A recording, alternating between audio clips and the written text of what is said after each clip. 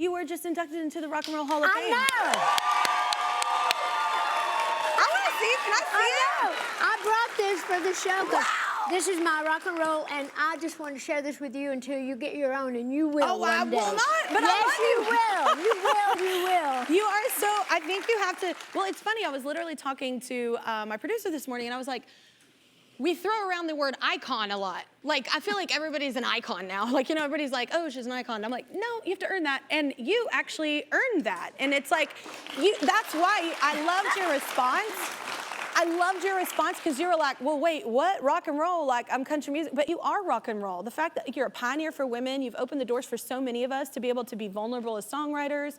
But I don't know, does it weird you out to be labeled an icon? Well, I always think of myself more as an eyesore than an icon. Well, I wish. But actually, but you know, I used to think when I was young, if I made it like I'd hoped I would, how people would remember me when I was older. And now I'm older, and it's really nice to look back and think that, you know, I might have done something that's helped inspire so many things. some other people. And when I got into the Rock and Roll Hall of Fame, or when they talked about that, I didn't realize that it was more than just that. To me, I'd always thought about the Rock and Roll Hall of Fame being for people to spend their life in rock music, like country music. I mean, you don't see Led Zeppelin in the Country Music Hall of Fame. Or, you know, so when they first said that, I thought, well, you know, I don't know that I belong there, and I didn't want to take votes from other people that had spent their life, and that's kind of how it felt. Dolly. But Who says that? But still, I honestly thought that. But then later I saw that it was for people also that have, you know, influenced other people, and I did say I would accept it gracefully and humbly, and I did, and I was very honored. But you did something even cooler. You actually wrote like a rock and roll song. I did. I wrote a song for the show about my whole experience about that. It's called Rockin' It. So I've been rockin' since the day I was born. I'll be rockin' till the day I'm gone. 'Cause I got rock and roll down in my country soul, and I'll be rockin' it till the cows come home. That's so perfect. So, yeah, well, I'll go ahead and I'll talk about the whole thing, how they put me in the Hall of Fame, so I guess it ain't no shame west that but since I heard the big news, I ain't never been the same, because they done gone and put me in the Rock and Roll Hall of Fame. It's the dangest thing. But I was honored, and I'm proud. So. But one of your biggest hits was I'll Always Love You. You did write that. Do you remember the first time you heard Whitney's version? Yes. Because I grew up hearing yours, and then all of a sudden The Bodyguard happened. I'm just curious, what was your first, because it's your baby. There's a little story about that. When they were doing the Bodyguard movie, they had chosen another song for the theme song, and someone came out with that very song right when they were about to put the movie out, and they were drastic. They were really trying to find a great song. And Kevin Costner and his secretary, they said, do you remember Dolly Parton's song of I Will Always Love You? It's a country song, but it's a beautiful song.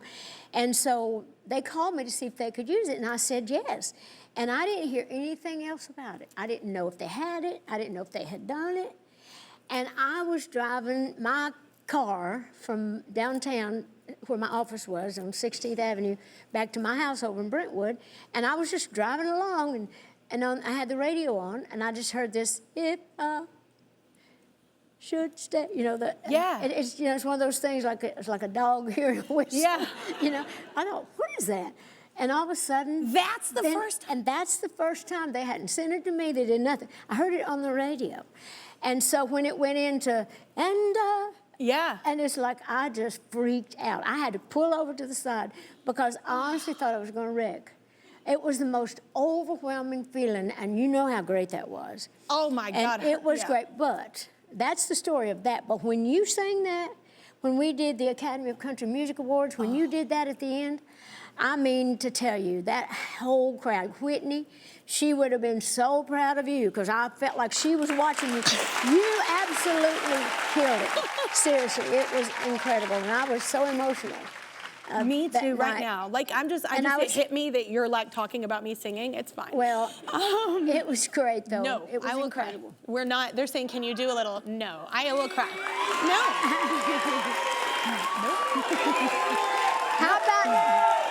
How about if I sing a little bit of it and you sing harmony with me? Okay. Okay, I'll sing a little. Okay. Woo, I'm not crying. And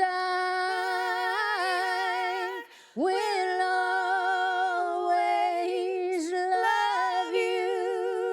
I will always love you. That breaks in your voice. I know that you said cancer research is really important to you. We talked about that a minute ago, and you've talked about it quite a bit. And it's obviously a very personal thing for you. It's a personal thing for all of us. Like you said, all of us are touched by cancer, unfortunately. But I found it interesting that you were very honest about losing faith, because I've lost people, and I know other people lost people, and especially if I go into like a children's hospital and you see these young little kids and you're like, I don't understand this. Like, I can't wrap my head around why this is happening. And it's hard for people to not lose faith. Like, it is. You know, the people generally do. So do you still have a very strong faith? Have you worked, through that? Or did you have friends that helped you do that? Well, I don't know whether your audience knows, but we lost our son, Bo, to cancer. He was 46 years old. And I prayed so hard every single day that he was going to live. And I felt like he was such a special person that God would let him live. And I just prayed and prayed. And then it just wasn't meant to be. And when we lost Bo, it was hard for me to keep my faith, because I had believed so strongly in prayer and that he was, he'd make it. And it took me a long time, Kelly. And we were in a church just like a year ago, and Bo's been gone, gosh, almost 6 years. And a woman came up to me in the church, and she said, Jill, I want to be your prayer partner. And I said, prayer partner? I had never even heard of a prayer partner. I'm from the South, I have. So, yeah. Yeah. And it was in the South. Yeah. And so she started to call me, and we would pray together. And to this day, I mean, she calls me maybe twice a week. We email, we text one another, and it really helped me find my faith again. It was like God was saying to me, okay, Jill, you've had time, come back. And so I felt that that was a gift that she gave to me. Yeah, and what a beautiful way to actually be able to find your way back. I know a lot of people still struggle with that. All right, y'all, welcome back to my one-on-one with the First Lady. We are on our way to meet Major and Champ. Well, I am, you've already met them. But we're walking through the dip room, right? Isn't it beautiful? Yeah, it's gorgeous. Is the wallpaper, is it Jackie Kennedy? Yes. That's Look how beautiful that looks. I know. And our fireplace. I know, so this is the famous fireplace, right? The FDR, that he did all his fireside chats. Have you had any chats? Not really. Not you yet. should do it. Just have a girlfriend down here. Just you say can come and do a chat. Okay, fine. I am down for that. I am down for that. All right, let's go see the dogs. Okay. Oh, well, Here we go. Here we go. This is Major. And Champ. This is Champ. Uh-huh. Come over and say hello to them. Oh, I want to say hello. Yeah. Oh, my goodness. Hey. Say hello to goodness. Kelly. Go ahead. Can you come say hi? Oh, you are so special. Is there anywhere that they're not allowed to go? They're not allowed on the furniture. But of course, Major, I caught him on the couch the other day, but he quickly jumped down. So. Yeah. But they run all over, which is so nice. It's a beautiful lawn. Yeah, it's a beautiful lawn, and look at the view that we have. It's beautiful. And then if you look that way, the Truman balcony. It feels like I'm in a movie right now. Well, I feel that way almost every day. Well, I truly do. I love how compassionate you are. I love your heart. I cannot just wait to see what you're going to do. You're going to do amazing things as First Lady. Thanks, Kelly. And you tweeted about my home state, which was really important and cool. You know, for me and people I love that are really struggling right now. So thank you for that. Oh, our hearts go out to the people in Texas. You know, already they were dealing with the pandemic, but then with this storm and no water, no food, no heat. And Oklahoma, Nashville, there's so many places right now affected by it. So I really appreciate it. It means a lot. And also, just from one incredibly, nobody from a small town to be able to just sit across from the First Lady and talk with you and just have a conversation. honestly, it sounds so cheesy, but it is truly why I love this country, because you can dream incredibly big here and actually make it happen. And it's a really cool thing, and it's special to me, and it was a privilege, so thank you. Oh, thanks. Well, just remember, I'm from a small town too, from outside of Philadelphia. And look where you came, that's what I'm saying. This is a great country. Yeah. So the American dream is alive and well. Yeah. Yeah. Well, thank you so much. I love that we ended with my favorites here. Major, come here. Come on. Are you gonna come here? He's like, what are all Oh these my God, people? you would love my Henry. Next time I'll bring Henry. You can say hi to him. Okay. Come back. Please come back. All right. Thank you so much. Thanks for having me. Thank you for coming. Absolutely. I'm excited. I love anyone that brings wine. How much can you teach us in 4 minutes? You're going to be an expert. You know, he's already matching the wines, Yes. which I'm super impressed. On purpose. So today I brought 2 wines. One's from the Côte de Nuit in the heart of Burgundy. So Burgundy, that's the color you're actually wearing. It stems from the color of Pinot Noir. It's from the heart of the southeast of France, between Lyon and Dijon. The one in the left glass is more earthy, more old world. Okay. On the right glass is a little bit more fruity, but still really balanced. I know you love like California fruity, yeah. Pinot, I do. but let's go ahead and taste. My favorite is French, but I like Which one do we California. taste at first? Which, Right old or left. new? Let's go ahead and hold both glasses. Okay. So let's go ahead and tilt them away from us. You have a white background, so Oh, don't waste any. you can. Okay. You can. Ideally, I recommend holding by the stem. When you're holding by the Oh, stem, you're yes. not actually. If you're holding by the bulb, you can. Oh. So you can tilt your glass away from yourself, and you can tell the wine has kind of. What color does that look like? Is that more purple or more ruby? You think? I mean, I would say ruby. Yeah, This one? I would agree. Okay. So let's go ahead and swirl the glass. I'm seeing blue. So the old one, we're gonna go old. We're gonna taste the old wait, world so wine you're, first. You're shaking it up So why do we swirl? Why do you guys think we swirl the glass? just to break things up. Exactly. Just to, yeah. So we're trying to volatilize the actual liquid and make the actual compounds that you can smell go from liquid into a That gas. was gonna be my answer. And exactly, Yeah. you're that smart. was gonna be my answer. I just wanted you to look smart. Right Yeah. on. So when you're swirling, even those at home, imagine the base of your glass. You're kind of swirling around the outside of a circle. Okay. How you doing? Swirling Look at- around the outside of the Kevin- circle. Look at Kevin's you a like pro. DJing. You're like wicked. It's like, okay, that was can I taste that it was now? supernatural. Not yet. You got to calm down Not again. yet? You got to calm down a little This bit. is the worst So let's- foreplay. Okay. This better be good. All right, so let's go Better ahead. be good end game. So is anybody, like, you go out to dinner, everyone's like, the wine has nice legs. What does that? What does they that do mean? say that. It's how it What does that falls, mean? right? What does it mean when the wine has the nice legs? Yeah. It's funny, I remember when I was in Paris and someone asked me that same question. I was in Paris. So and I typically, was at a dinner. when you see, you're at a dinner party and everyone's like, oh, beautiful legs on the wine, it simply means how much alcohol pretty much is in the wine. So if you see legs that are coming down very slow, it means there's a lot of alcohol or maybe a lot of sugar. I think I'm about to drink Carl Lewis because it's a lot of legs.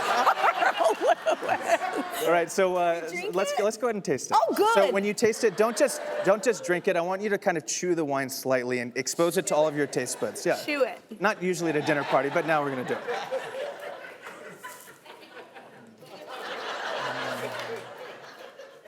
There's lots of salivation It's weird. going on. It took away all the saliva and then it just infused it back. That was Exactly. like a trick. And it's finishing up, and magic. you get all this kind of almost feels like you're kind of tasting the rocks of the soil. Yeah, Which it's is kind of nice. unique to Burgundy, and you want food with something like this. Yeah, I so want think food about with think about everything. like duck or roast chicken or something like that. Even All right. Thanksgiving or Christmas dinner, Okay. things like that. I like that. It's so, you know what it is? You know what it is? It's as if I'm home, but I'm in a cabin, but I still want to lay in a bed. Okay, without you getting too emotional about this, let's move on to the next one. How about that? Okay. Next one. Well done. It's good. Wow, I'm impressed. It is so good. Second wine, similar color. So this is coming from the New World. Again, from the New World, you're looking for more fruit-forward characteristics. Let's go Okay. ahead and swirl the glass and smell it really fast. You're getting more This is lighter fruit. to me. So I'm smelling it now. Kevin, what are you seeing on that site there? Is that Not seeing any legs, I tell you that. so? Yeah. This is the one. Yeah. This one's mine. Yeah. You're New World. Yeah. I'm Old World. So this is Oregon Pinot Noir. This is from the New World. For me, Yeah. the price to quality, if you're looking for a great Pinot Noir, Oregon produces some incredible wines. This is all organic, small production wine that you That's cool, won't all see in organic. too many stores. Yeah. Somebody call my wife, tell her I'm coming home active. Did somebody turn?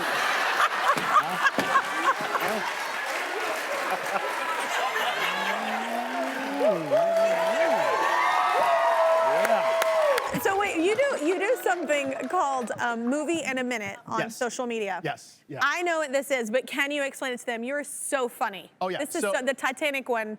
Oh my God. The Titanic, you like, yeah. Yep. So Elle and and you go, I. and you leave the screen. Yeah, when I go out of the frame, right.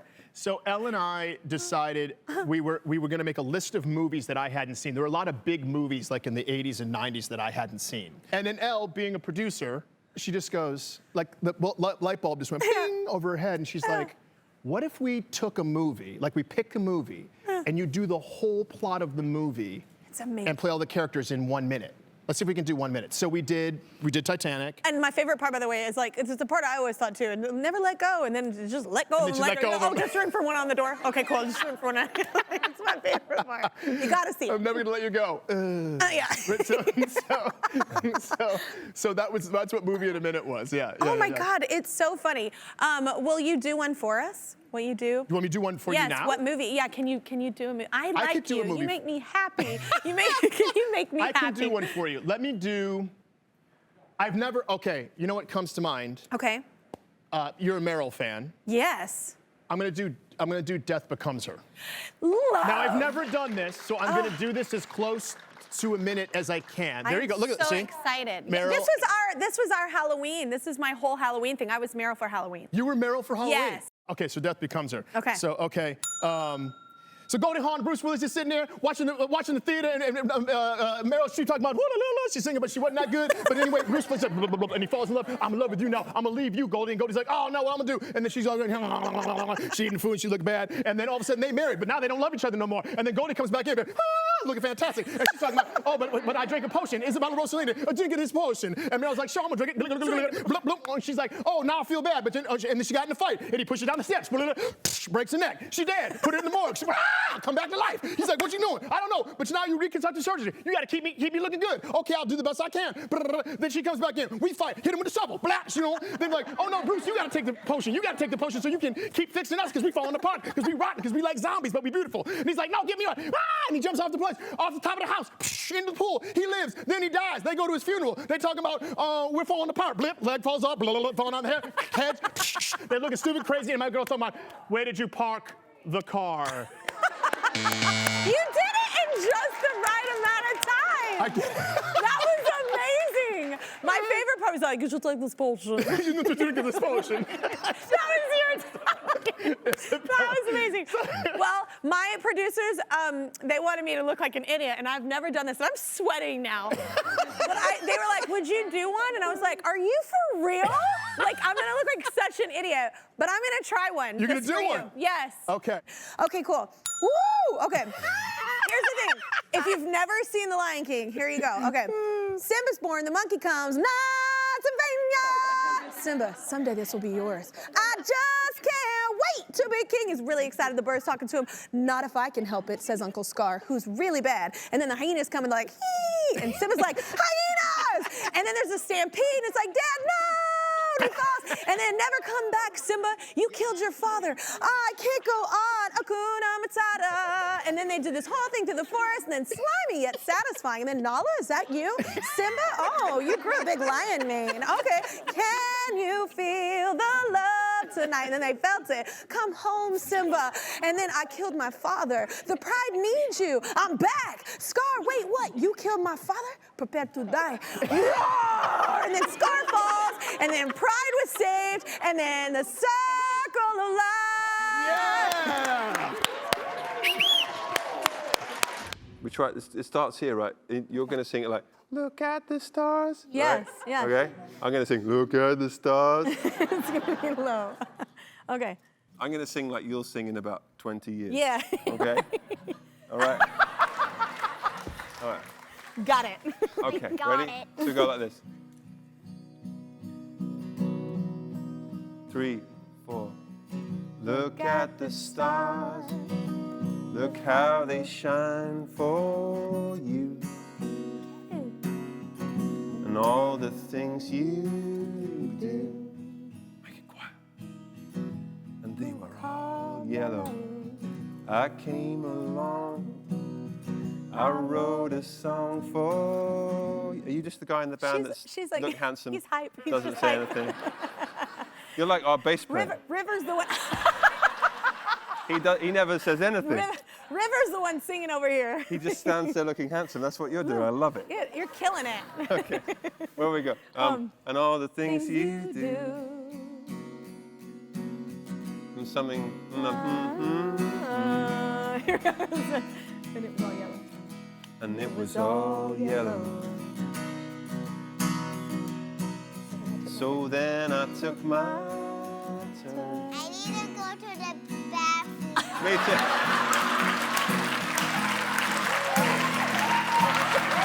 And it was all yellow. Yeah, man. Come on. You go to the bathroom. You go. Go to the bathroom. Go, man, go. Wait.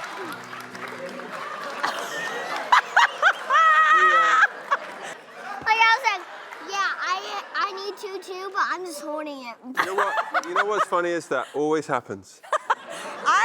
Hey, this is a real thing. You stop playing that, everyone just goes to the bathroom.